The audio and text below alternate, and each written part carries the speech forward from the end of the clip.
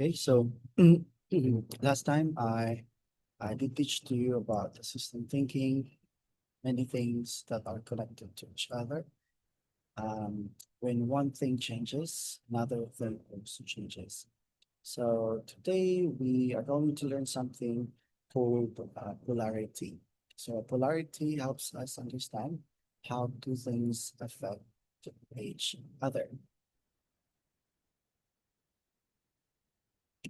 So first, let's define what is polarity. So polarity, as it says in this slide, is a tool that helps us quantify and visualize how two connected variables affect each other.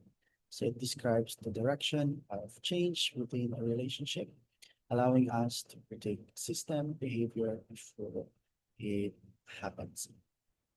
So we have um, first, which is what we call the positive polarity. So positive polarity, this is when both variables move in the same direction. This is either both of them are increasing or decreasing. Example is the study time and test scores. So if a student studies more, what happens to the test score?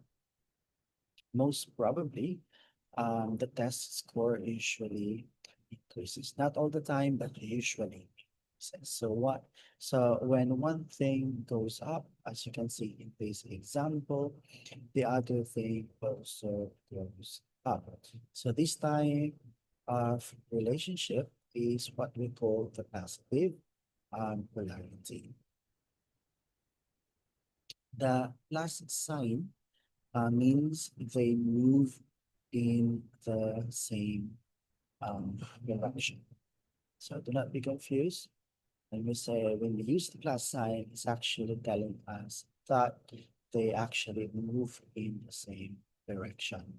So if study time goes up, test scores goes down. If study time goes down, test score also goes down. That's the meaning of plus thing.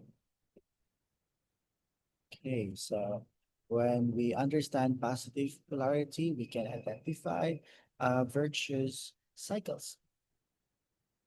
So this is either by increasing the input, that's the effort, resources, and time, and of course, it can also influence the desired output. Can be success, revenue, and also skill.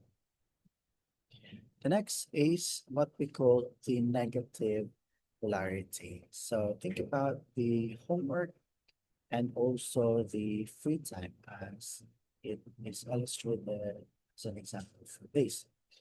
But please bear in mind that when we say negative polarity, this is the variables move in the opposite, like this direction. So when one variable goes up, the other variable goes down. So for positive polarity, one goes up, the other one goes up. If one goes down, the other one goes down as well. That's the positive polarity. But for the negative polarity, one goes up, the other one goes down. So if homework increases, what happens to free time? Yes, free time decreases. So when one thing goes up, the other thing goes down. So this relationship is what we call negative polarity. So we write like this in the equation. The minus sign means they move in opposite directions. So if homework goes up, free time goes down. Please bear that in mind as well. Positive sign, they go in the same direction. Negative sign, one goes up, another goes down. So um, for the yeah, so that's the basic directional rule. Positive indicates up, up, down, down. Negative is indicates inverse relationship, up, down, down, up. Okay, and a practical example in here, uh, the health and also sleep. Okay, so um, the exercise and also the health. If we increase the exercise, we are also increasing health. So more physical activity leads to improved cardiovascular and mental well-being. Wherein on the other hand, in terms of sleep, when we actually increase the sleep time will also decrease. On the other hand, if we decrease screen time, possibly the sleep will increase.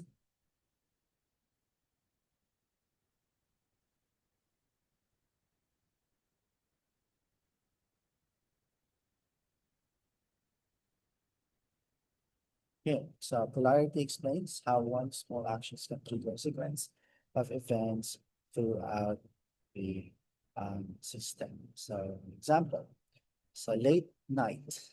So choosing to stay awake longer, that's the input. And that will actually increase the tiredness, physiological fatigue. Uh, increases. So as we increase choosing to stay awake longer, we are actually increase the physiological fatigue. And because of that, we actually decrease the focus. So the lack of focus, it's kind of like the output of so cognitive performance drop. Now, why polarity matters? Identify system uh, growth. This one spot where positive feedback loops are causing rapid growth or decline. And then when we connect many variables together with positive and negative signs, we can see how problems grow and how they can be solved. Um, what else? We can design a solution and we can actually be able to understand complex interactions and probably to find a better solution.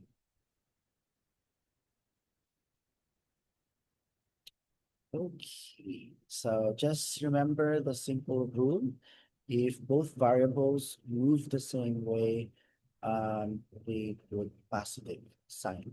If the variables move the opposite ways, we use negative um, sign. Right. There are, thank you.